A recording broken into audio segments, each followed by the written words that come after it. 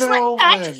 Oh, let me get. Hey, yo, it's time to roar, get loud, let's ignite. Jeremy B in the house, we keeping it tight. Every weekday at 11, we ready to ride. Lions Talk Live, come and join the pride. Waking up early, it's that morning grind. Tune in to the show, leave the troubles behind. Jeremy B's the king, with the voice like thunder. Every word he spits, it's a lyrical wonder. Got the lions around, sharp and fierce. When we hear one pride, you can't help but feel your heart pierce. Talking all the topics, keep it real, keep it raw. With a lion's mentality, we're ready for the roar. One pride, it feels right. Jeremy B bringing the heat, morning light. Every weekday at 11, we taking flight. Lions Talk Alive, yeah, we ready to bite. One pride, hear us loud. Jeremy's in the zone, making us proud. This is a Huddle Sports Network broadcast. You can find us on Roku TV, Amazon Fire TV, Facebook, and of course YouTube. Get all your NFL news here first. That's right. It's the first, the one and only NFL Roundtable Talks hosted by Huddle Sports Network and my channel, KCB Sports Network. How's everybody doing tonight? I got a slew of guests flying in. Chicken Nugget, how are you? Hey, what's going on? How you doing? How we feeling, man? KCB in the building, man. I'm feeling good, feeling great. How are you out there in viewer world, TV land that is? And let's get this party rocking. Will Vogel, the Panthers and Lions fan. What up, everybody? Hope everyone's well. Welcome to the show. If you don't mind, hit that like button. Comment. We'd love to hear from you. Feel better. Hey, Nick, I hear you there. I've been coughing a lot for 3 days. I'm finally coughing less. I took a Halls. The coughing stopped. And I wasn't even at a funeral. Jamie, how's everything up there in Bill's Land? Rock and stop. It's going pretty good. It's going pretty good. I just wrote an article about how I think the three linebackers, the two that of the three I wrote, the two I think we should wait until after the draft, but I wouldn't mind Bobby Okereke before the draft. That would be a good fit. Mm-hmm. Megan, we're running that 3-4 multiple different fund scheme, which is good. Megan, how are things up there in Seahawks category? Absolutely brilliant. We did our first 3-round mock on the NFC West roundtable yesterday. I have opinions, but I'll keep them clean. I have not scouted. I got the questions this morning from you, JB, and was like, oh, jeez, I better have a look. So, 81 more in the Hawks nest will catch up to me. Yes. What are you at now? 82. But yeah, no, doing fine. A bit of a lull, mock drafting. Bring it on. BA, my brother from another mother. How are things down there near downriver? What, in Chesterfield, you mean? Yeah. Everything is going good here. Fortunately, the Tigers aren't doing very good, but the Pistons are doing awesome. Go Yankees. Yeah. And who returned to play tonight? Cade Cunningham. They're winning 137 to 109 with 57 seconds left. They are playing Doc Rivers teams. When Doc Rivers teams play, if they ever played defense, it would be the first time. Yep. Dylan, how are things down there in Jacksonville? Good guys. By the way, I'm in Estero, but I'm like the only Jag fan down here. Everybody else moved here from another state. Interesting. So, all right, I'm going to start with the guests that aren't of the Lions fans. I'm going to start with Will. Panthers, what are their needs this draft? Offensive tackle, safety, defensive tackle, wide receiver, and tight end. God, you still need wide receivers. You know what? You're taking him in the first round 2 years in a row. Xavier Leggett, no. Yeah, I know. It's weird, but I feel like if we do draft a receiver, he'll be like number 2. I think Leggett's a better 3, and then we can slide Coker to the 4. I think you're fine with Coker, Tet, and then leaving Leggett as the 3 or the 4. I think you'd be better off to just snag one out of the UDFAs myself. Yeah, because there's a lot of gems from the smaller schools that just don't go drafted. Yeah, and we'll discuss later what I actually want us to draft, but we'll get to that in a few. And of course, we got the Bills fan extraordinaire, Jamie Malloy, with the best forehead in football. Hello. The only forehead in football. Let's give it its credit. Oh no, Dylan is giving him a run for his money. If his airline gets any further back, it'll be bigger. Not fair. I still say Jamie's got it, but Dylan very closely second. Where's LeBron when you need him? We need LeBron, Jamie, and Dylan. All right. And Megan. How are you, sweetheart? Jamie didn't go. Oh, I was going to say Jamie. We made fun of it and then moved along. Yeah, that's right. Things so Jamie, great. Okay, good. What are your needs? What are well, one of them is, like I said, is obviously wide receiver. Don't be surprised though. Like I said, we could go with a nose tackle in the first round because I think at 26 there's actually, a Kanan McDonald or the guy from Georgia we could go for too. I wrote about him. We could go nose tackle in the first, and then maybe a wide receiver with one of our third round picks, or with our third round pick, or we could trade back in the second round, but I don't know if we're going to do that because, like I said, we already gave up a second round pick for DJ Moore, and other than James Cook, Cole Bishop, and Osiris Torres, Brandon Bean does not have a good track record of drafting in the second round. So I would say wide receiver maybe in the third, and then couple depth offensive linemen, and then some safety or a corner and linebackers. So in other words, you're saying his second round track record is kind of like Brad Holmes. If it wasn't for Branch and Laporta, Brad Holmes would probably be the worst second round draft pick GM in the league. Yeah, that's exactly what I'm saying. Okay, Dylan, how are things in Jacksonville? Good. Okay. Good. I mean, it's weird that the Jags haven't really been aggressive in free agency, although we did sign Trayvon Walker. I could see the Jags making a move at defensive back, maybe get a swing tackle, maybe get another defensive lineman, but obviously I don't think the Jags are going to be drafting a quarterback, wide receiver, tight end, but maybe an interior line, but I'm looking at corner and probably defensive line. And we don't have a first-round pick this year, so all second-round pick will be like a first. Right. All right, Megan. Well, obviously, Seattle's big one is running back to cover K9, of course. Edge, slightly less to cover Boye Mafe.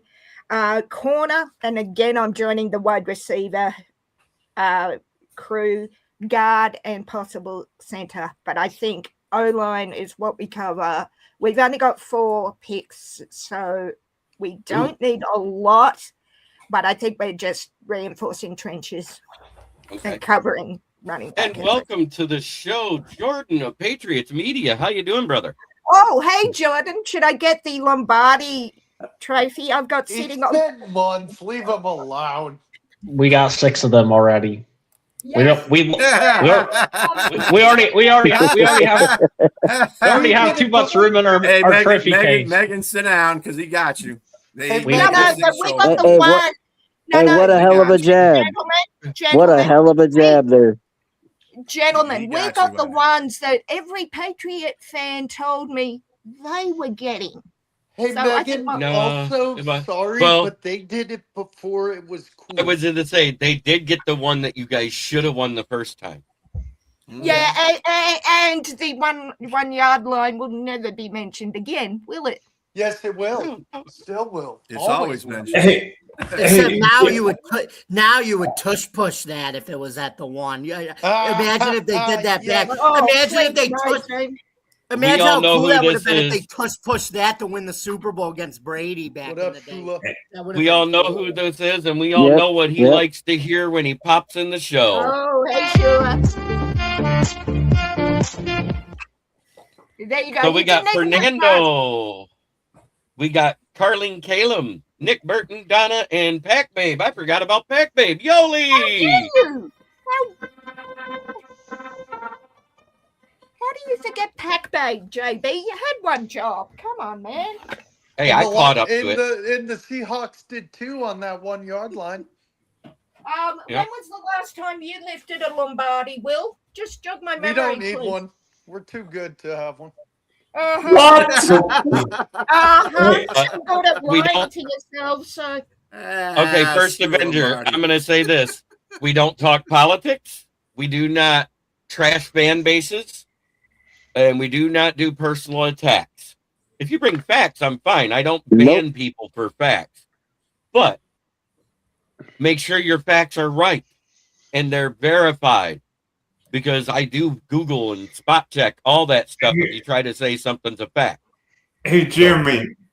Jeremy, unfortunately, both of our teams, they never played in the Super Bowl. No, there's 3. Shula, it's good to see you, my brother. I'm doing much better. As you can see, the swelling went down. I don't hurt as much. I can almost bite down on the sandwich I do again. want to hear what the Patriots want to draft. Yeah, now, so Patriots, what are your needs? Let's go. Left tackle. So our really the only thing I know we're for sure drafting is a tight end and a quarterback at some point. Our GM said that they pretty much admitted and said they're drafting a quarterback and a tight end at some point. So we know they're gonna, but I think their first round pick is gonna be probably an edge rusher, probably a pass rusher.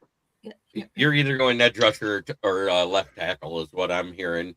Right tackle. Right tackle. Oh yeah, well, you got to get rid of T-Rex arms. That's what I'm saying. You know, Will Campbell's going to be a left tackle. The only reason why we draft a tackle is Moses is like 35 or 36. He's older, so and he's on the 1 year deal. So we need like a future right tackle. We don't have anybody on the team that's younger. So you that can play wait for right the tackle. second or third round and get one. Then is basically what you're saying. I think it's either Blake Miller or bust pretty much if we're drafting a tackle, or maybe the kid that from Arizona State if he's there too. I don't know how to say that guy's name. Like Anator. Yeah, the guy that. Yeah, him or Blake Miller, I think, are the two guys that would be in that range. If not, then I think it's probably not going to be addressed this off season. I think edge is more likely though, just because this is a deep class for edge. Yeah, like, there's a few guys I like in that range, like Josiah Young. I love the edge, the linebacker, and the defensive back room as a whole. Yeah, this is a really good safety class as well. The corners at the top are really good, but there's a drop off after that for me. There's not a lot of big delay. There's late round. The mid to late round guys are all your rank and file, the guys that can fit either dime or nickel slot. There's no real true number ones or twos after you get past the second round of cornerbacks. Yeah, I like that's the way I look at it. Yep. But the safety room is deep. We're talking you could be 4 rounds deep and possibly pull a starting safety out of it. Like I see like Bud Clark. He's a guy that I think can start. And he's like a 4th to 5th round guy, and I think he's a starter in the NFL. Michael Tape out of Texas is considered a 4th or 5th round guy. Deshaun Singleton is 4th through 6th round. He's another one that's big and fast and could play. I'll throw a name out for you. This guy is like projected as a 5th round pick, but if you haven't watched him, Jacoby Thomas. That dude reminds me of Sean Taylor.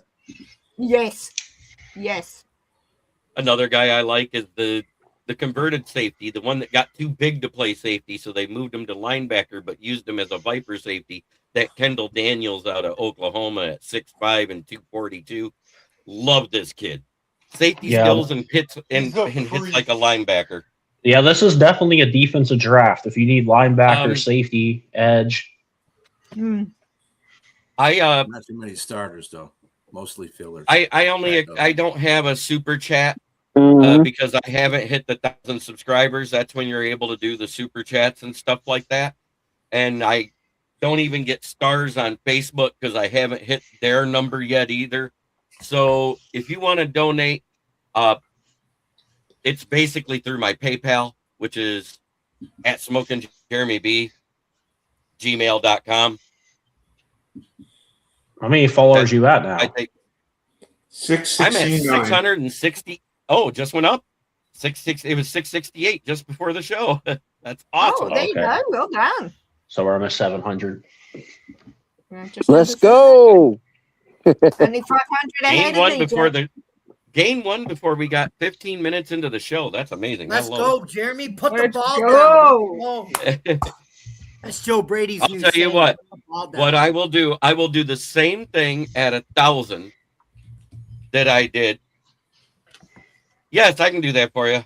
Oh, the truffle shuffle. No. Oh, come on. 500. Oh, by the way, that's Mike Vrabel's 500. dance, by the way. I will randomly draw one name out of the hat, and you will receive one of my polos. Brand new. Oh, nice. You know, with my logo on it. That's what I'm going to do for when we hit the 1,000. And then this year for the pick'ems, you guys have to put your numbers in the chat each week, so it makes it easier for me to add up. At the end of the season, just like Moonscar Blade just got his Aiden Hutchinson, if you win out of all the fans that watch the show on Wednesday night when we do pick'ems for the total for the year, I will let you pick the jersey you want of your Detroit Lions player. Oh, I'm on. That's nice. That's a nice setup. That's awesome. I just figure it's way easier to do that than anything else. I'm on the sun god from USC. Boom. The best player from USC, not that. Can I just get a Dan Campbell bobblehead instead? Fair question. You just might. You just might.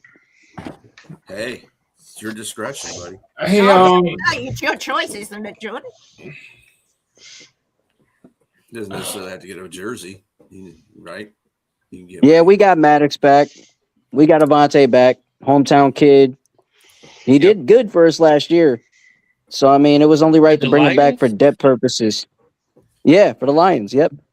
I'm trying to find out that Tufele that we signed.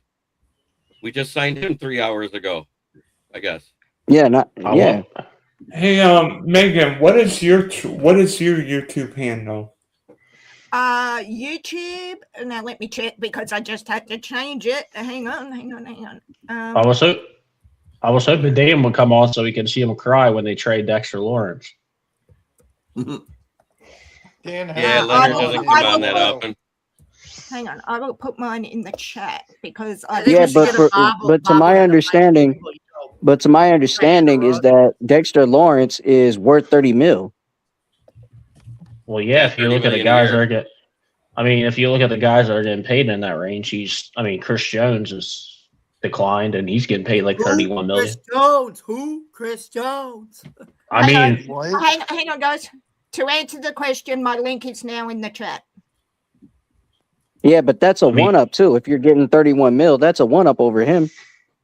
Milton Williams is getting paid 26, and I think Dexter Lawrence is better than Milton Williams. So, and Milton Williams is on my team. So, there you go, Shula. I just put it in the chat for you. My link is just in the chat. And Chris Jones is very valuable to the Chiefs. Very valuable to that Chiefs front line on defense. Very valuable. Chris Jones, too valuable. Yeah, he's declined a little bit, but as most players do when they get older. I just had to verify that I had it all spelled right. You know how technical all those websites are, where if you don't have the population or the exclamation point or any of that stuff in the right spot, it goes to somebody else. Yep. My link's there too, JB, for my new channel. So yeah, that's awesome. Yeah, and she's a big Back to the Future fan. Yes, got to ride in the DeLorean, as you will see. Yes. Yeah. Is Who's that your on guys' your channel? Who's your guys' ideal pick? Jeremy. It really depends on who's there. It's BPNA. And I'm going to say that because Brad Holmes has kind of done that with the first pick every year. It's best player of need available. He doesn't always go with what's on the big board for best available. BA knows what I'm talking about. It's Yeah, who they have as their no. needs, and who they have as who they want as their best player available. JS does that too. So as Bill Tobin used to say, who in the hell is Mel Kiper? Yeah, well, Bill Tobin used to say a lot of stuff. Yeah, too. I was Meg just. and I subbed you, by the way. Yeah, Oh, thank I you, was Bill. asking I that just question saw it. too. Who the hell is Mel Kiper? The guy that Matt Millen went by religiously for 10 years in the draft. Hey, Jeremy, do you remember? The 3 consecutive drafts where the Lions took wide receivers in the first round of all of Matt Millen. That was the Millen era. That's what we were talking about. Guess who Wasn't one of them turned out to Charles be, Rogers, Mike Williams, and then Roy Williams, correct? Yeah. And how did that go? And that's about to be Chicken Nugget. Who did he draft in 2007 at number 2 overall? Yes, that was him. Calvin Johnson. Yep. That's about to be. Appreciate it, my brother. That's about to be. I'll tell you that though. Millen drafted him. Shula, I appreciate the donation to the show. Next month's streaming is on him. Will's Panthers might join that party this year with 3 first-round wide receivers in a row. We don't go political here. I don't talk about that. No, stuff, we don't do political stuff. This is a sports show. Talk is football. Look at where you're from. Freaking Paris is a rat hole now, buddy. So yeah, I'm going to Paris next year, Jamie. Thanks. Yeah. I really gotta say this for the matter of. I gotta say this. I gotta say this for the matter of Jeremy B. And even BA is that our needs, honestly, is just offensive tackle and then edge, and then whatever we want, we can go get it in the later rounds, and it could still fit for our team. Hey. So we're definitely gonna do some good things.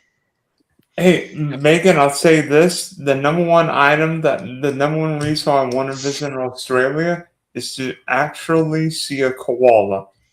I don't know if you can tell. All these pictures on the wall are koalas that I've adopted. Just to let you know, was the kid? Hang on, guys. Whoa. I get called a koala because I might be cute and cuddly, but I'm a vicious bitch, like the koala. Hang on, guys. Dylan, sorry. There was a young child who had half their face ripped off by a koala. Holy crap! The Lions scored 5 runs in an inning. The Lions. The Tigers. Tigers. McGonagall scored a run. And they're still losing. What are my Yankees doing? Yeah, it's 5-8. Oh, I was gonna say who hit the home run? Aiden Hutchinson. No, Jerry Carpenter. We're losing, Megan. Jerry Carpenter. Hey, look. 3-2. Hey, look. I didn't know Aiden Hutchinson was the designated hitter. I did not know that. So now. Sorry. I got excited because all of a sudden it said Detroit 5. Sorry. So Dylan, just to let you know, they look cute and cuddly, but they are vicious little bastards. I'm just saying, but you come to Australia and you'll meet them yourself. So I've seen koalas over on the other coast when I lived here in Florida. I went to the Palm Beach Zoo on my birthday. Yep. And those little and luckily the koalas were awake. Yes, well, that's the other thing. If it's middle of the day, you can watch them from a tree. Yep. Okay. So, I think it's either going to be edge or tackle at 17. It really depends on who's there and what the. I just think that's the 2 biggest needs on this team. And the other need is, I think the big need is a starting caliber linebacker. Take Anzalone. I thought you had one. Don't you have one? Yeah, to fit in that Anzalone role. Campbell, and we have Derek Barnes, but Rodrigo, Nowoski, and all those guys have been rotational. They haven't really been. Rodrigo was a starter his first year, but he kind of fell apart after his injury and became more of a special teams and rotational player. Nowoski has always been a special teams and rotational player who showed up big in some games. I see. Okay. Yeah, and of course, I got to bring that up. My Michigan Wolverines on Monday night won the national championship in basketball. And now one of your players is accused of being 35 when he says he's 23. Oh my God! Hang on, guys. Stop. It don't matter. Little bit of news. You Just can't have 35-years-olds playing in college. That's He was 35, and where's the proof Hang of on, that? guys. Nobody has proof of it. Guys. I don't want to hear none of that crap. Malachi Lawrence. Yeah, that's when they say we cheat too much. Yeah. Okay. Malachi Lawrence is a very good edge player. He's in Seattle. He's in Seattle visiting. Yeah, for your visit. You're right. For one of your 30 visits. Gotcha. Yep. Oh, I thought it was going to be breaking news. It is. It's literally happening now, Will. It is literally happening. Yeah. Was the sports-wise breaking news? Was you surprised by the kid they drafted last year? Talik Williams? Yeah. I actually no. I was not one of the ones that was surprised. I was actually happy with it because I understood it. With the Lee McNeil was going to be out till halfway of the season, and we got a rotational player that we signed that we didn't know if he was going to be of starter caliber in Roy Lopez, because BA and I talked about it prior to the draft. I said defensive tackle was still a big need on this team. I just didn't know if it was first round worthy. The guy we wanted was traded up for and selected by the Falcons, and that was James Pierce Jr. And I'm glad we dodged that bullet. Yeah. Yeah. Yes, and the Pistons won. And now it's 6-8. James Pierce and Puka have been hanging out too much. And we just swept the side for the Twins, and they're coming up to bat again in the 8th. You know, James Pierce became a head case. Trust me. A huge head case. He became a head case like faster than the KB did. It didn't even take Vontez Burfict to make him a head case. Yeah, and a snap of a finger. He was a head case in college.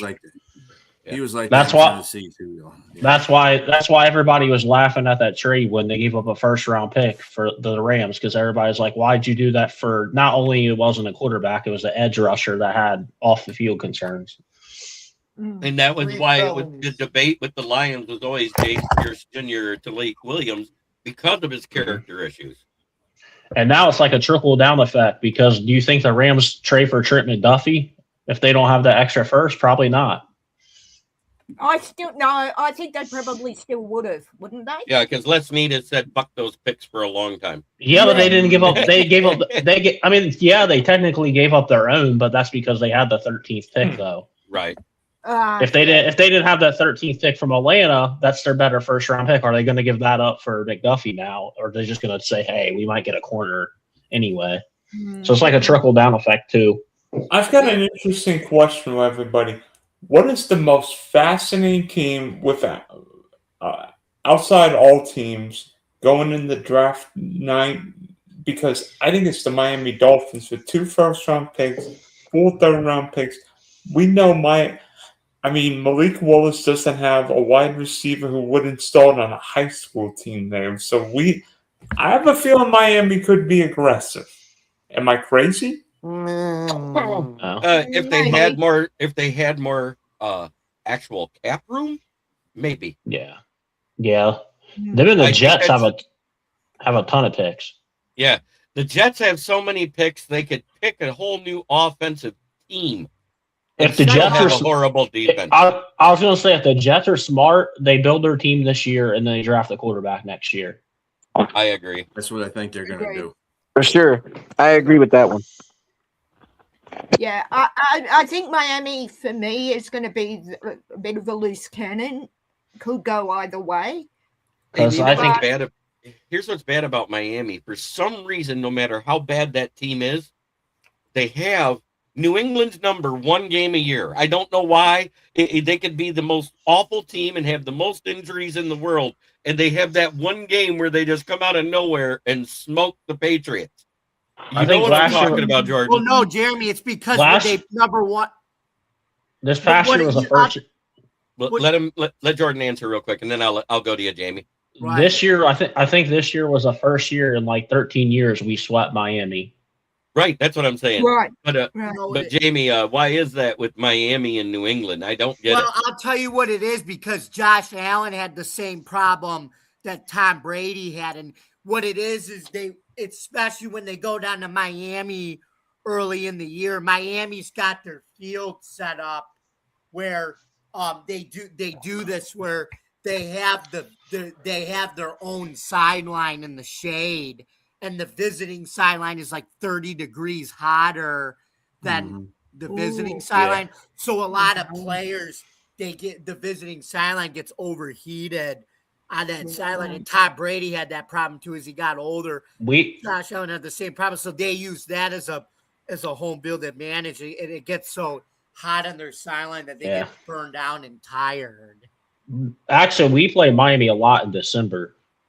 A lot of the time, because it's like usually cold in Foxborough, and then it's like 90 down there. That's why it's a big difference too. It's Jordan, what's the ratio of wins to losses at the Pats home ground for you guys? Like when you have the home field compared to being in Miami and having, as Jamie said, that disadvantage with the heat and I don't know the exact answer, but we're definitely better at home. I mean, recently. I would say the last 5 years we did get beat. We hadn't beat Tua until last year. Last year was the first year we beat Tua, home or away. Right. The thing is also when they played in New England, if the temperature was above 40 degrees, Tua's win percentage is 72%. When it's under 40%, his win percentage is less than 20%. Right. Yeah. Okay, that's interesting. Well, that would be the Dolphins' percentage in general. That wouldn't be just on. No, but I mean, they're saying since Tua's been there and Mike McDaniel. Yeah, but it's mostly with Tua at quarterback, to be fair. But still, the team has to win or lose. So it's not Tua winning the game.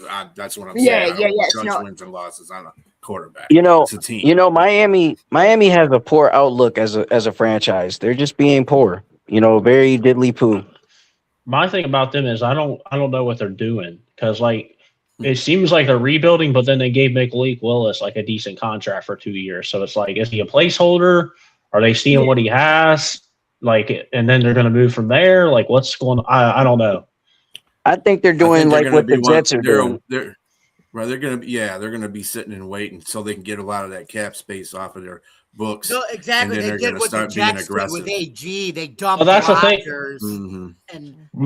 But that's the thing is like their GM that came from Green Bay and their coach, they know hey, they got their job for the year because they don't have expectations. But my thing is, why do you sign Malik Willis to 30-something million? And you're not going to be good for a couple of years. That's what's not making sense to me. Is like they're trying to deal. They're tanking, but Malik Willis is under contract while they're tanking.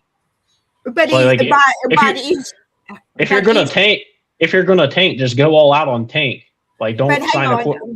But if they're tanking, you don't have to worry about that because he's got no weapons now. No, hang on. But my question to you, Jordan, is if they're tanking with Malik, is it to blow everything up, still have Malik for the rebuild?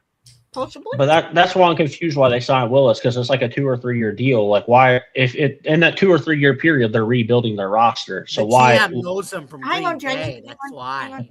Why not just play? Why not just play the kid from Texas they drafted last year? If you know you're going to suck anyway, just play him, and then you draft that GM has no connection to you, or he has connections to Willis. I get that, but you're going to suck anyway. You're going to be bad for 2 years. So what's it matter who you have a quarterback? Yeah, why are you paying? Why are you paying a guy $30 million when you're going to be bad? But it's that Green Bay. It's that Green Bay niche. Okay, it's like that Green Bay chemistry, because those guys came from Green Bay, and when they came from Green Bay, they said, you know what? Let's go ahead and take a chance at Malik Willis, knowing that he had a successful season backing up for Jordan Love, And when he came out there balling hard for Jordan Love, they saw potential in him being the starter. That's what they saw. That's and now, like, but hang on, Nugget. That doesn't, to Jordan's point, that doesn't justify 30. What was it, 30 mil, Jordan? I think for Will. You're right. It's not the 30 million. It is the 30 million because they're eating all that dead money with Tua's contract. Right. Which is worth it, so he's not 1 year away from being destroyed. And then on top of that, they're paying Malik Willis this money. But it's just for a team that's rebuilding, you would think, okay, we know. You just the thing is confusing. Is like they're not like they're rebuilding, but then they're trying to go after a franchise quarterback. But what about we understand? Look, we understand the money part, but what about the relationship part? Do you think that plays a part in this? I mean, it could play a part with Brad Holmes getting Jared Goff in Detroit. When they're 3-14, what's the relationship going to be like then? Is it going to be good still? It's going to be a turmoil. You don't want to look bad as a turmoil being 3-14. You feel what I'm saying? And Malik Willis, he could go somewhere else, a better situation. Like if I was him, I would have went to Arizona. Well, they're going to be 3-14 because of their own doing. It has nothing to do with Malik Willis. I'm not saying this on him, but the thing that's confusing to me is they know actively they're rebuilding, and why would you go pay for a quarterback and pay him $30 million when you know you're rebuilding? Okay, time out. As a member of the NFC West, why didn't they just do what the Jets did and say, "Hey, we'll go for Geno Smith and not a quarterback that we know that's not our future, and we're just going to take a shitty quarterback knowing we're rebuilding." The Dolphins are like halfway rebuilding, but not halfway rebuilding. Yeah, are they? Yeah, but my question is, as a member of the NFC West, why the hell are all the teams Malik Willis could possibly go to? The Cardinals? I'd stay because in of Miami. because of Mike LaFleur. But the Cardinals I realize that, but that division's really good. Don't get me wrong, but I think the Cardinals have a lot closer than the Dolphins. No, the Cardinals have Trey McBride, James Conner, Tyler Algier. They got Michael Wilson came along last year. Jordan, I watched the Cardinals choke every single year in their division. Yeah, and when they choke, they don't have no talent to develop. It's time for them to develop some talent and get working and get going. I think the Cardinals actually have. Hang on. I take your point, fellas, but if I'm Willis, I'm staying in Miami. I'm not going to. Guys, don't talk over. I would go to Arizona. I think it's a better situation. All right. So I think I'm going to give 3 names because lately there's Dylan, what do you want to say? I was going to say, where do you guys have not Fernando Mendoza, but Ty Simpson going? In 15 Cardinals second round. Easy. Cardinals second round. They're talking about taking him at 26. Well, to the Cardinals. You know what I mean? Bills are picking at 26, chicken nugget. Yeah, I get your point, but I'm like, wait a minute, second round? Hot take. Hot take. Browns. Here's my hot take. Browns take them at 24. No way. No way. They take any quarterback besides Mendoza in the first round. That team is in self-destruction mode because I'm gonna tell you right now, ain't none of these quarterbacks worth the first round. Mendoza's barely worth a first round pick. They're gonna piss you. They're doing it just to piss your door off. But isn't Mendoza an absolute certainty to go first pick to the Raiders? Yeah, he's going number one. Yeah, he has their playbook. He's going number one. Just because somebody picks him to be number one doesn't mean they're a number one pick.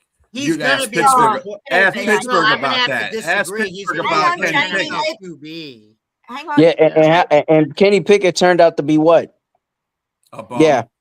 Yep, exactly. Yeah, good point. Fernando Mendoza, I think, is already better right now than Kenny Pickett ever was. Yeah, he's way better prospect. Kenny Pickett was never thought of. Yeah, agreed. And you got to think he was also. Just remember that year when he got picked at number one. How many quarterbacks were projected to go in the number one in the first round? And Malik Willis was one of them. And that whole draft class was crappy, just like this one. The best quarterback in that class was Mr. Irrelevant. Yeah, I mean, who knows what Fernando Mendoza could be like? Who knows? Who knows? Really? I think the kid's got a good hand on his shoulder. Come on, guys. He's working with one Tom at a Brady time. on how to pat the ball. Brady knew how, which helps with the patting the ball, helps you with getting a quick release. He's learning that from the GOAT. He looks like Tom Brady. He's a good-looking guy when you look at him, and he carries himself like Brady. So I think he'll be good. Okay. Megan, you had your hand up. I was just going to say. I apologize, Jeremy. Yeah. Mendoza, fair point. Just because he's taken it, one does not mean he's won. I just don't see him going anywhere but the Raiders. Am I wrong?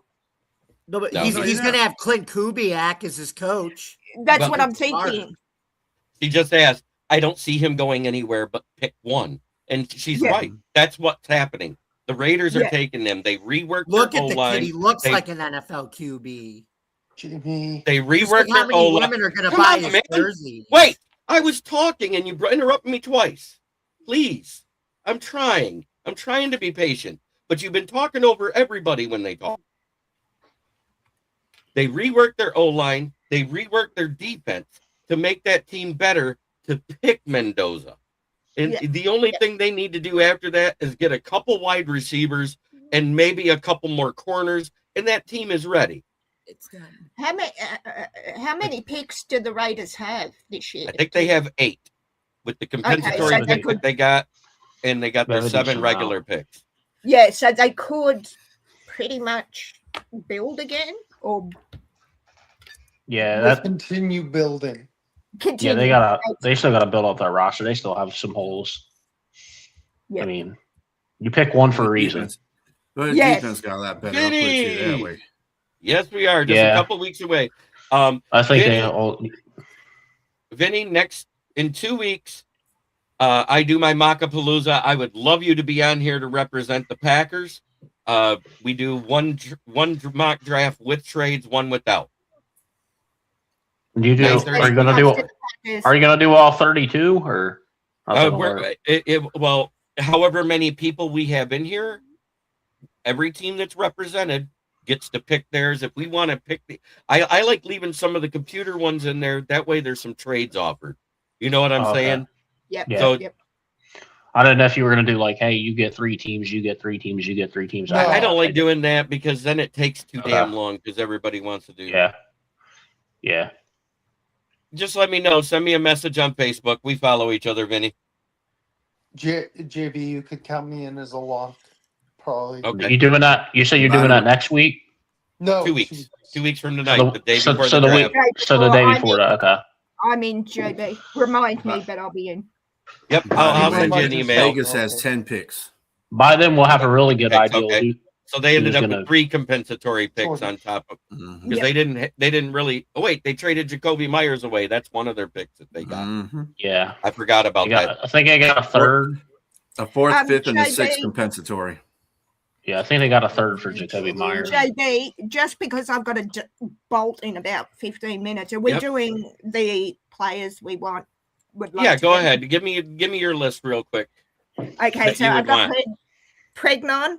I really, really want him at 32. Dunker or Rutledge, Howe, Price or Lawrence. But we've only got 4, so the last 2 I'm not too worried about. But I really want Pregnon for Seattle. I really want Dunker or Rutledge, as I said, interchangeable, and maybe Howe. So yeah. You don't want a running back? Charbonnet's solid, dude. Charbonnet's there. Charbonnet's not there. He tore his ACL in January. Actually, he's just been taken off IR. And he's not a running back one, but... No, but I was asked what I am aiming for in the draft, and that is what I'm aiming for. Yes, you're right, Jordan. We do need to cover K9. Jordan. Oh, sorry, Jordan. Yeah, we do need to cover K9, but... I was asked who I would aim for, particularly with 32, because we don't pick till 32 and we only have 4 picks, unless some weird thing. You guys only have 4 draft picks? Yes. Ooh, you guys might trade. You guys might trade down then. 4 picks is Yeah. I don't see us losing 32. that might be a the trade only- down. Then I don't know. You guys only have 4 picks. That's something that I've seen where they either give up everything to move up in the first round and make their 1 pick and be done, or when it gets to 32, the player they want isn't there. When I'm watching the mocks that I do, because I've done 82 of them so far on my channel. Yeah, that they'll trade back and amass picks between 3, 4, and 6. I would almost do that if I was them. Because, I mean, player 25 and player 40, you're not really having a drop off in this draft. Right. Well, that's the other thing.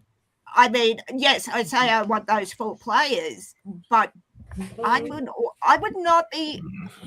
I want 32. That's the only pick I absolutely want. But moving for future picks, John Schneider has done that. But he also is looking for best player for need and best player available. So I would trade down if I was them. I can say I will be pissed if we trade back 32 with it being out there, because I am going to be up for 72 hours straight, gentlemen. And if I can sleep in and don't after having to be up, I am going to be pissed. So I want 32 to be a pick. Does anybody on here actually watch the whole entire draft? Me. Same. Because I do. I do. I do. Okay. To answer your Jordan, question, we do I remember. We do the That shit's small. So okay. I remember the first year that I did this, before I met Will, before I met BA, when Chicken Nugget was around, and we all sat here on my podcast every day, you, Thomas, and a few others, and we watched the entire draft together. Remember that, back when I had David Pike with me? Yeah. So I remember that. God bless you all for watching the entire draft, because that's fucking round 3 is. She's getting ready to leave too, so let her finish her little talk, and then I'll get to you. So so the draft starts here on Friday, so I will be up from Friday to Monday, no sleep. It's the only time I am grateful for insomnia. Will? Yep. Okay. Now, Will, go ahead. I wanted to name my guys before I left. Okay. This one's a reach. Okay, Francis Mawagawa. That's not a reach. I doubt he gets to you. But Clark, Peter Woods, Cornell Tate, and Kenyon Sadiq. 2 of those guys ain't getting you. Yeah, because you're picking after the Lions. Jordan. I know. Hey. Don't yell at him. He's being realistic. You won't get the Mawagawa. I want RFL Reese, but I ain't getting him either, so. Yeah. The question should have been, who do you want that you have no chance in hell of getting? I think that's the best. That's a good one. But it's okay. I get it. Because like me, I would love it if we got Avril Reese or Senny Styles at 17. But realistically, yeah. What happened, Patty? Tell us what happened in Arizona that made you go back to the hospital. Did your shoulder act up again? I've got to go though, JB. Hey, I love you, Will. No problem. Have a great night. I'll tell you who I like. Have a good night, Will. Take care. I'll tell you who I actually like. I'll tell you who I actually like for the Lions. I actually like Gabe Akis for the Lions. And I love him as my second round pick. I've been saying it all along because he's about the 44th to 52nd prospect, depending on what list you look at. Maybe if I have any off days coming up, I'll let you know, and you let me know if you want me on at noon. He just seems like a Dan Kimball edge guy. Good night, guys. Take care, Will. And you know what I like about him is that he got that lift. He got that power to him. Yeah. And to get a steal from Chicago's backyard in Illinois. Megan. He's here. Hey, Megan. Oh, he's there. Hang Just on. for you, buddy. Hang on. Sorry, Will. Yes, bud. Will's gone. Oh, no. I heard someone say my name. I thought it was Will. Me. I said. Oh, sorry. What did you say, Dylan?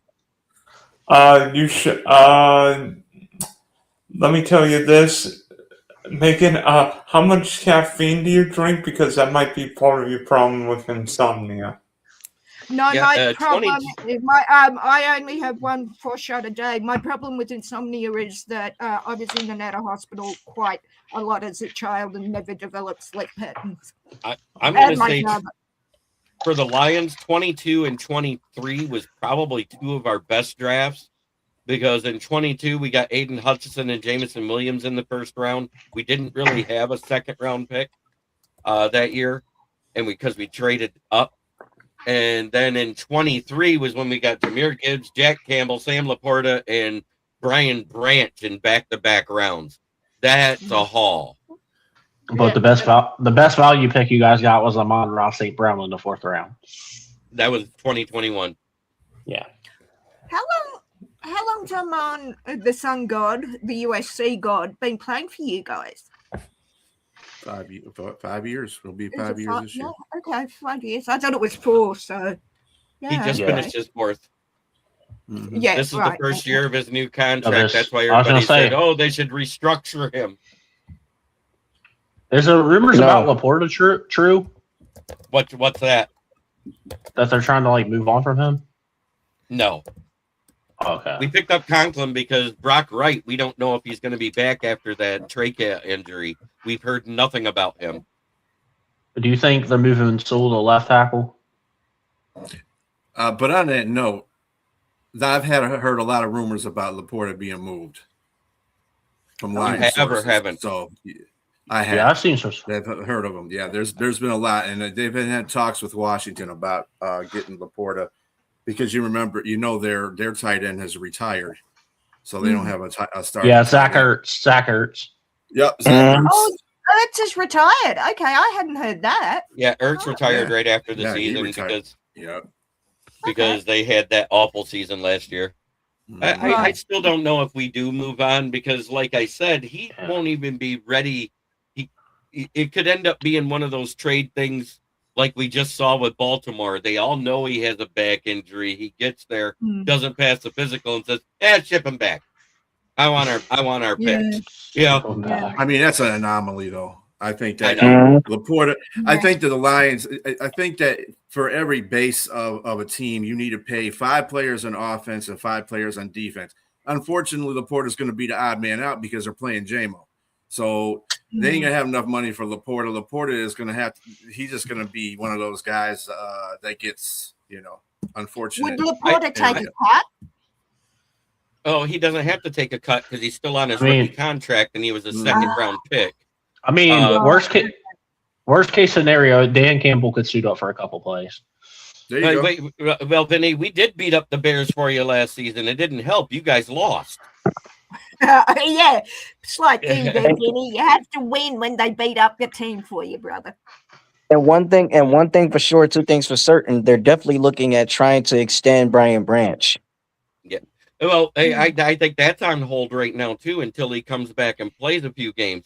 Because you remember, we waited for Aiden to play 6 weeks before he got his extension after his injury. And I think it's going to be along the same for him. If Laporta comes back early and looks good in the offseason, because I don't think we're going to move him before the draft. I really don't. I think it's going to end up being more down the road if he doesn't look good after he returns, because it was a herniated disc. It wasn't a degenerative disc disease like it was falsely reported last year. He just had to have some fluid removed. It wasn't the spinal tap to fuse it and all that shit. We got told so much misinformation at the time on what he actually had for back surgery that it blew out of proportion real quick. And he's supposedly supposed to be ready by training camp.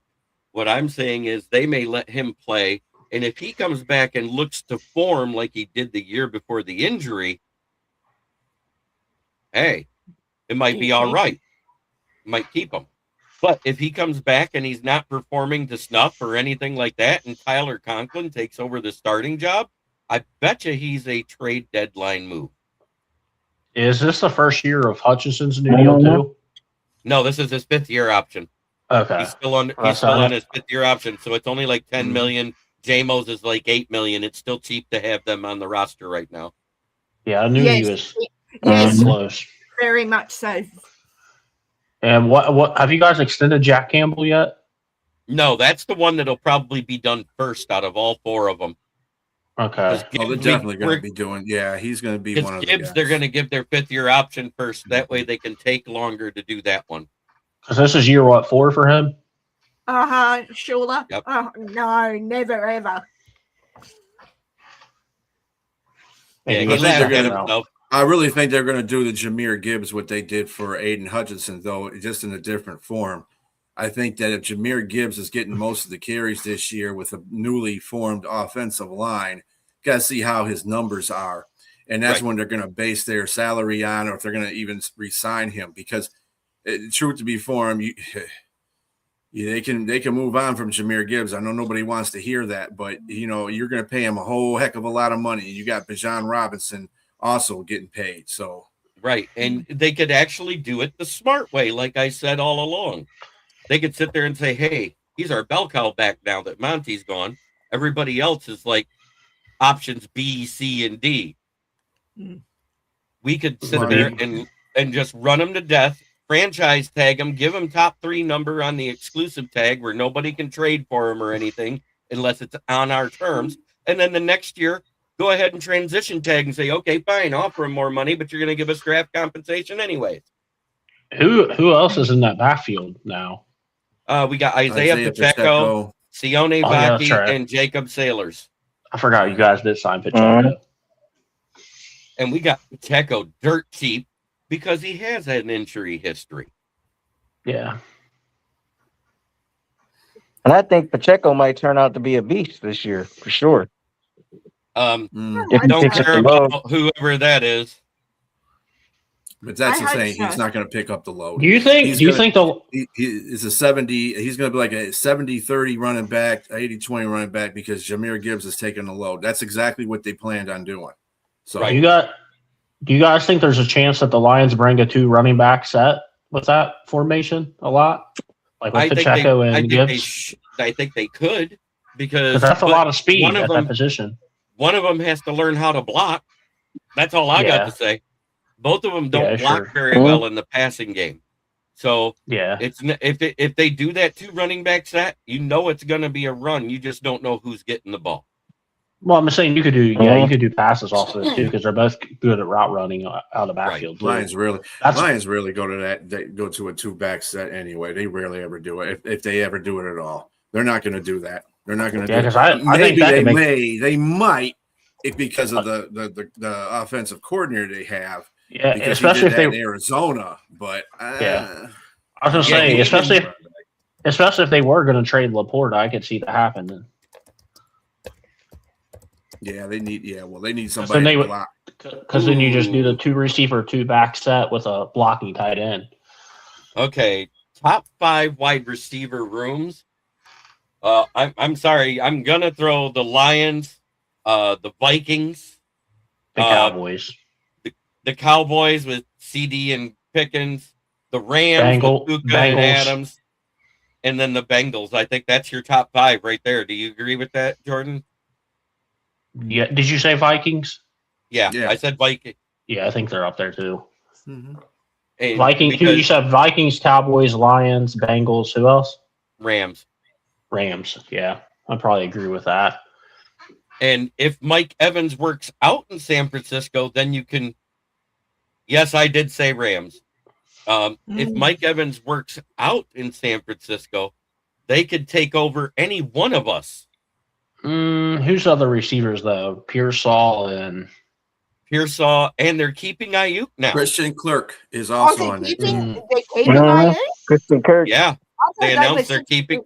No, they announced they were keeping Ayuk. Ayuk might be done. He might be done. I think he's done, but be interesting playing him in the division again this year. I'm trying to think who else might be in that consideration. Bengals at Wanyinza. Who are the Bengals? Wide receivers. I mean, I agree. Bengals got Chase and Higgins. The top 5, I definitely agree with it. That might be the top 5. I'm just trying to think who else has like a good receiving core. No, but Higgins and Chase are dogs, dude. Yeah, I got Bengals. Yeah. Straight studs. I said it. Yeah. And I think I think 6 through 10 you could throw in the Steelers possibly with who they added to be opposite Metcalf. You got the 49ers room is in that lock. I think I'd take the Seahawks over the Niners. If Seattle adds a wide receiver to that room to make it more than just JSN and Jake Bobo, yes. I think Shaheed will have a better year though. Shaheed's going to go off this year. Yeah, I think he'll have a better year. And if the Bills add the right wide receiver to that room, I think Chargers. Do Chargers still got Keenan Allen? No, Keenan Allen retired this year. Okay, because I would say they're up there. Who have the Bills got? Remind me, Jamie. Who have the They Bills just got DJ Moore and Shakir, and and Keon Coleman. Yeah, Keon Coleman's still hanging around like N'Keal Harry for a few years. Okay. Yeah. All right, guys, I've got to dip. I know. Because it's getting close to my brother ringing me saying, "Get outside. We're waiting for you outside." So, yeah. Who has the worst receiving core? The Giants? Jets? Come on. Patriots? Take care, Megan. Jets actually have a pretty good receiver. They got Garrett Wilson, so it helps. Yeah. But it's just like the Giants, though. They got Malik Neighbors and then nobody. All right, Megan. Have a good day, love. Thanks, guys. Hi, Megan. Have a great night. My nephew. Take care. Good day, Mike. Chiefs actually might have one. Chiefs actually might have one of the worst. Yeah, the Chiefs wide receiver room is almost as bad as their secondary. The only one I think that's worse than the Chiefs might be the Ravens. The Chiefs. I'm going to move everybody up top. I think that you're kind of overcompensating the Jets. I mean, the Chiefs. They got good receivers. They got to stay out of trouble. That's what they got to do. Rasheed Rice is good, but outside of that, they got really good receivers. Worthy can run a 4-1, but can't get open. Let's just say that the Chiefs are definitely going to be long forgotten when it comes to their wide receiver core. I got a theory on the Chiefs this year. I got a big theory on them. I think I got a hot take. I don't think Patrick Mahomes is playing this year. Oh, he won't. I think he will not suit up this year. They got Xavier Worthy. I think that's why they signed Kenneth Walker and traded for Fields. Tyquan Thornton. They got Rasheed Tyquan Thornton. Come on now. He was on my team. I know how bad that guy is. Okay. The other couple of receivers they got ain't that great. They got Nico Remigio. Well, who the hell is he? Now if they drafted him. I think Baltimore's bad because it's Zay Flowers and nobody. Bateman's, I think they're number 2. Jason Brownlee and Andrew Armstrong. I mean, they have you got the first 3 right there, and Rasheed, Tyquan, and Xavier. I mean, how many years does Tyquan? 3 years, 2 years for 4 years for Rasheed. 3. This is his 4th year for Xavier Worthy. You never know. They make it happen. There sometimes. he is. You get the back. All right, Chris Collinsworth. Hey, I'm back. Yeah. Well, now here's the guy. Actually, if we're being technical, technically the Raiders are the worst because right now their number 1 is Jalen Naylor. Hey, nothing surprises me about Chris Collinsworth. He's Bowers. That's their number 1 receiver. But he's a tight end. I'm talking about actual wide receiver. He's like, man, he's made all their offensive plays for him. So there you go. Like, come on, man. Like, Chris Collinsworth is such a man crush. Like, he literally man crushes on Patrick Mahomes every single game. Like, that's his whole man crush. No, he man crushes on whoever is good at the time. He does the same shit with Josh Allen. He did the thing with Drake May last year. Mm-hmm. Whoever's good is who he'll. It's just like Tony Romo does the same shit. Somebody just needs to get him off the air. That's what they need to do. So I can say, here's a guy that got Collinsworth off the air. Here's a guy. Could you imagine? Could you imagine Tony Romo and Collinsworth together calling a game? How bad it would be. I'm muting it. Is it stupid? No, I'd say he's at least the top 3 wide receiver this draft. I got Mekhi Lemon in that group. There's one other one that I can't think of right now.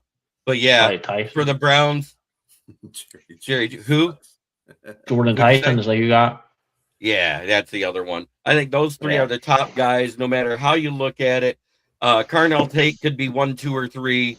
Lemon could be 1, 2, or 3, or the guy he said could be 1, 2, or 3. It doesn't matter. It depends on your preference and what skill set you want. But there's plenty of guys that you could take later, bigger guys that are just as fast as them. Well, Carnell Tate ain't fast, dog. Yeah, Carnell Tate wasn't that fast, was he? I think he ran like a 4.6. Yeah, but he's deceptively fast because on the field with the ball in his hand, he looks faster. Like Amon-Ra, nobody expected him to look fast when he ran a 4.57 that year. And he comes on the field and he looks like a 4.4 guy.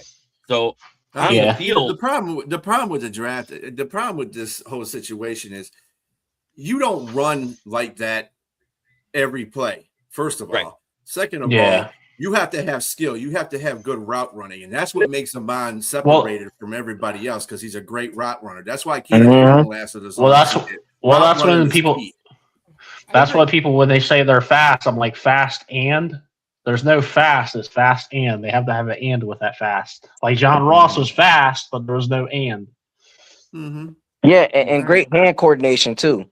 It's not just about having the speed; it's hand coordination when you're playing. Nelson Aguilar was fast, but couldn't catch the damn ball at all. One of the teams that's underrated as far as the receiving core is the Denver Broncos. They got Jalen Waddle, Cortland Sutherland, and Marvin Mims. That's pretty good receiving core right there. Yeah. Yeah, they're probably I'd say they're running back away from being a complete offense. Mm-hmm. Depending on how they feel about Evan Ingram at tight end.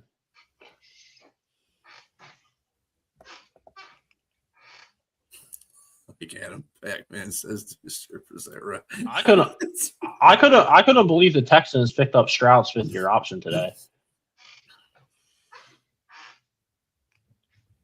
I mean, it's the Texans. What do you expect? You know?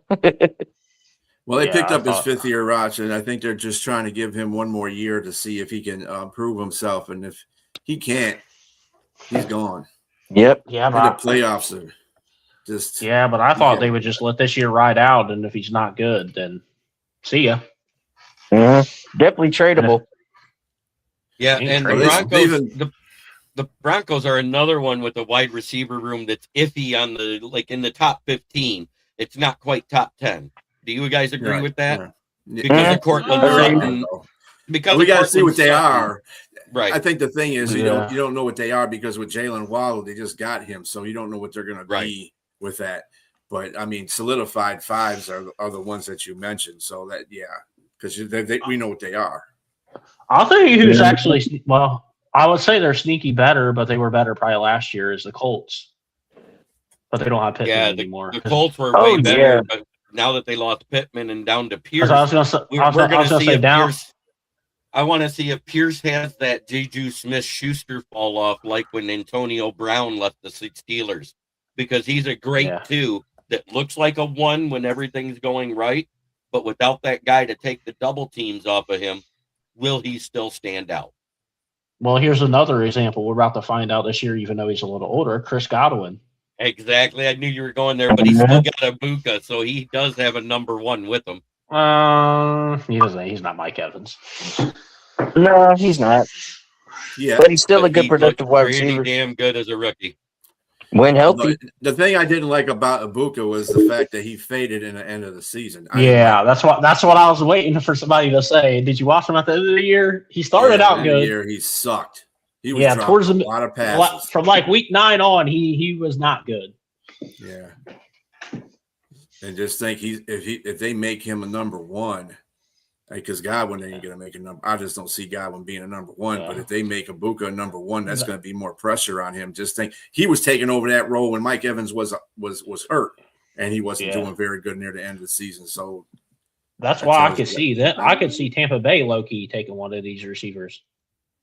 Well, we're about ready to end it anyways. We have gone over the hour. We covered the topics pretty much. So BA at 17. If I'm going to show you two different drafts because things spelled a certain way. You know what I mean? That I've done this week. Oh, I only got the one up here. This is the way this one fell. I ended up with Caden Proctor at 17. And you look, it did give him an A grade because now PFSN is even grading your drafts. I did end up with Gabe Akis in the second round, then Julian Neal, then Zane Durant, Aiden Fisher. I took Trey Zoom because it said we needed a guard, and he's played 2 years at guard, only 1 year at center. Kendall Daniels, Tanner Koziol, the tight end out of Houston, Ephesians Prysock, the big corner late out of Washington, and then, of course, I took my 6'5", 240-pound sleeper quarterback for the last pick. What do you think of that draft? It's good. It's all right. I mean, that's the thing about mock drafts. It goes which way. I mean, nobody asked me about what I thought was who we're gonna be picking. So who do you think we're picking at 17? I think that these are the needs that I think the Lions have. Well, I agree with you with the left tackle and the edge rusher. We do need them. I think Blake Miller from Clemson for a tackle. Period. Blake Miller from Clemson is good. Caden Proctor is good. Monroe Freeling is good for Georgia, and Caleb Lumo for Utah. Those are the tackles that I'm looking at. And then the outlier at tackle for me is that Max Ahinakor. And edge rusher, I'm going with either Keem Mesidor or Keldrick Falk. So, and you know what, Jordan, you brought up a good point that Gabe Jackus from Illinois. Yeah, that dude he would be good.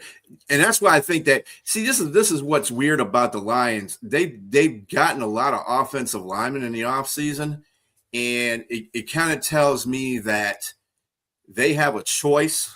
I think they are going to try to get an edge rusher in this draft, but they have a choice. Either they're going to add on to the offensive line, or they're going to take an edge rusher. I don't see them going to any really other position at that moment. And I wouldn't be surprised if they traded up, because sometimes Brad Holmes will trade up if he thinks he can get one of those high-toting defensive ends or edges. He'll go for it, especially if somebody they like. So, let me ask you guys this: if Ruben Bain falls around the 10th pick, would you trade up for him? Who? Ruben Bain. Hell yeah! I actually, here's the crazy thing. I've actually seen where Ruben Bain is falling on the ESPN big board on one of them. Yeah, that's what they're saying. Teams have him at the top of the draft, like falling because of short arms or whatever. Right.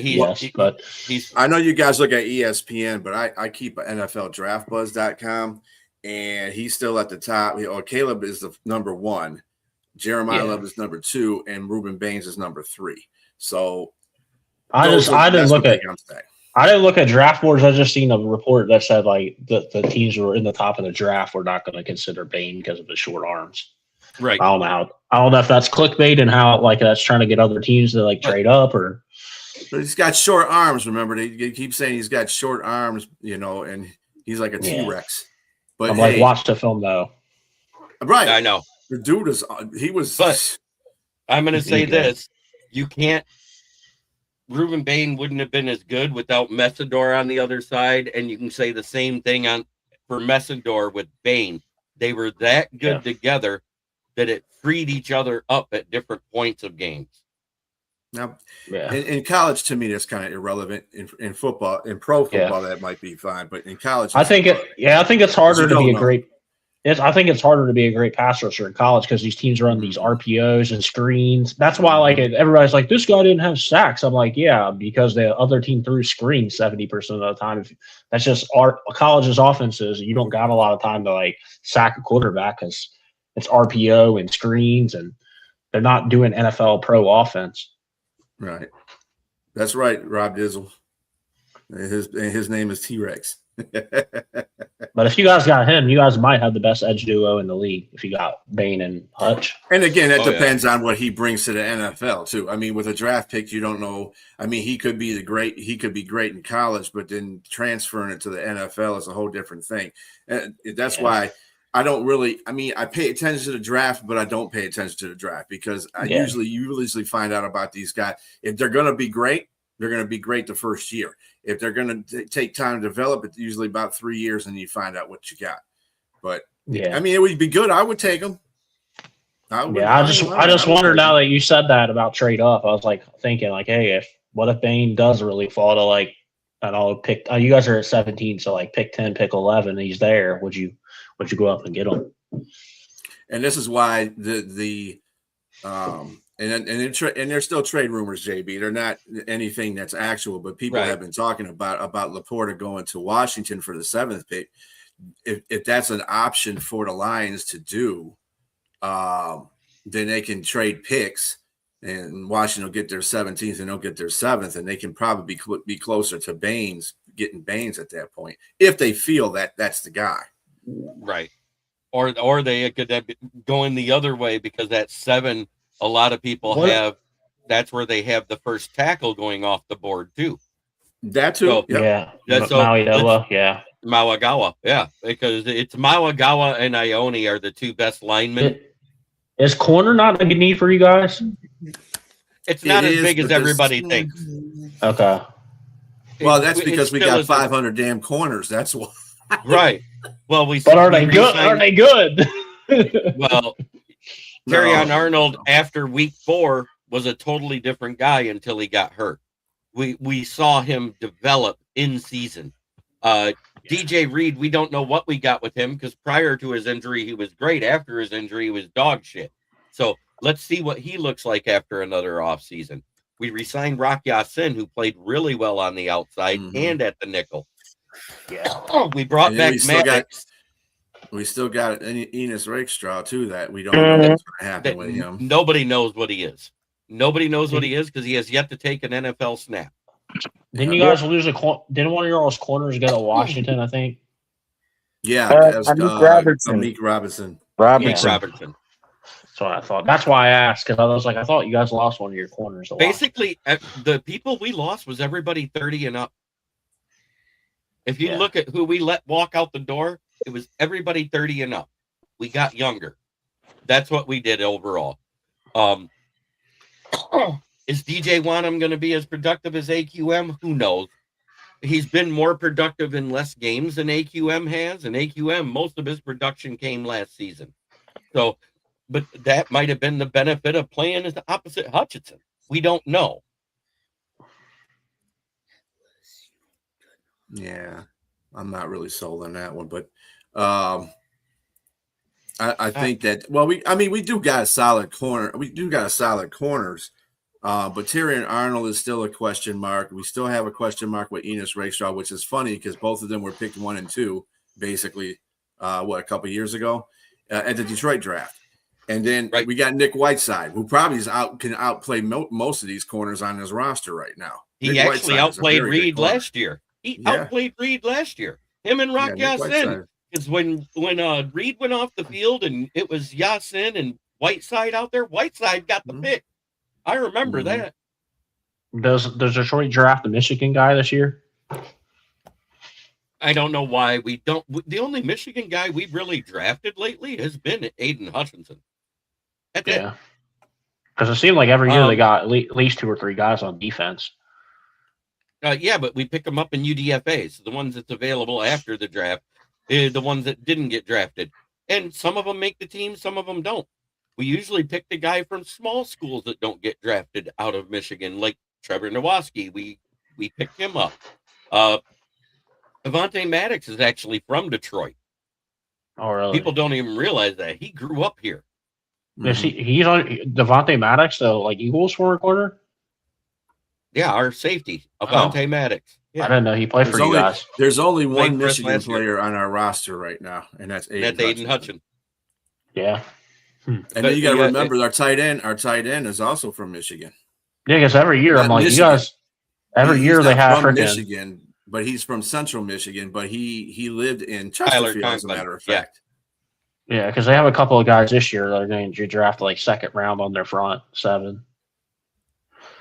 Man, if the Lions were focusing on getting players from Detroit, we'd have a bomb-ass team, because there's a lot of players from the city of Detroit that are really good in the NFL. Sauce Gardner, Quinyon Mitchell. I was going to say, isn't running back for Chiefs? Isn't he from Detroit? Kareem Hunt. No, the one that was at Seattle.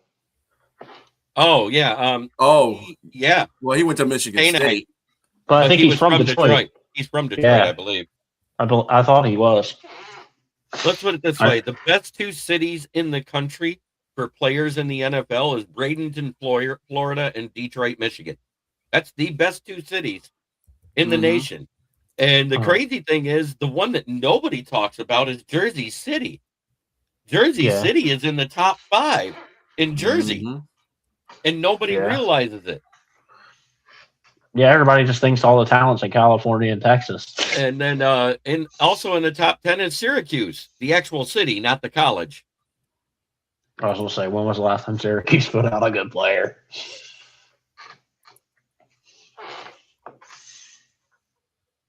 We have Fran Brown as coach, though. Well, I want to say thank you, everybody. Chicken Nugget, shout out your channel since they're watching at home in case they've commented. Hey, yo, this is yours truly, Chicken Nugget King 313. Make sure you follow me on Twitter at CNK313 Sports. Follow me at Chicken Nugget King 313. I do sports talk every day, all day, and I'm on LionsNationUnite.com.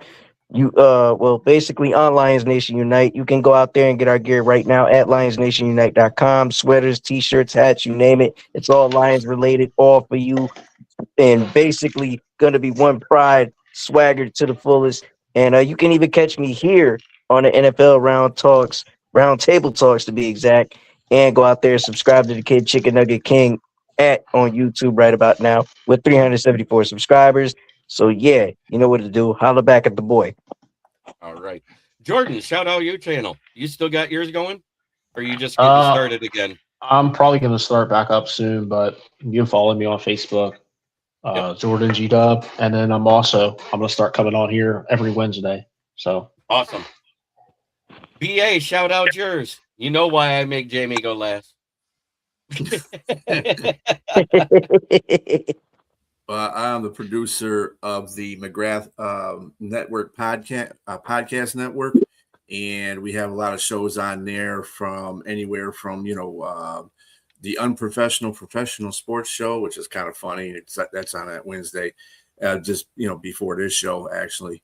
And then we have legal, we have a movie show on there, we have a legal show on there, so we got a lot of stuff going on that's just not sports related as well, but we got a lot of sports shows on here, so tune into that. That's the McGrath Podcast Network, MPN, on YouTube. Just sign up and look at it. Go ahead, Jamie. Okay. Thank you very much. I'm Jamie Malloy. You guys can follow me, yours truly, at Bill's Chat 1, at Bill's Mafia Chat, and also at Jamie Malloy, the unbiased journalist, at DJ Dog Tags on X. Fansided.com/Buffalo-Down and thefortball.com, where I write about all sports. You guys can also check me out on every Tuesday night at 8:00 p.m. Eastern time on Driving to the Top Productions, where Joe Dalio and I do the Subway Conversation Chat. We just did episode 3 of season 3, so you can check that out. And every Tuesday night at 9:00 p.m. on Driving to the Top Productions, we do open sports mic with Jeremy, Adam, and all the guys there and Driving to the Top Productions. And then here on the Huddle Sports Network / KCB Sports Network, every Wednesday night, Jeremy B and our crew talk NFL Roundtable news, NFL Roundtable Talks. And then on Saturdays at 9:00 p.m. Eastern time, we do baseball roundtable talks here on the Huddle Sports Network / KCB Sports Network. Thank you guys very much for listening. Don't forget to subscribe to our YouTube channel, like, comment, and ring the bell for all notifications for more content, NFL and MLB news on the Huddle Sports Network and KCB Sports. You can find us on Amazon TV, Roku TV, Facebook, and YouTube. And from all of us here at the KCB Sports Network and the Huddle Sports Network, I'm Jamie Malloy, and this has been another episode of Wednesday Night NFL Roundtable Talks. We'll see you next Wednesday, everybody, and I'll see you this Saturday for on this same network for the MLB Roundtable Talks. Good night, everybody. And as always, try every day to be a better person than you were the day before. That's the only way to make the world a better place. It starts right here. Much love to everybody in the chat, and we are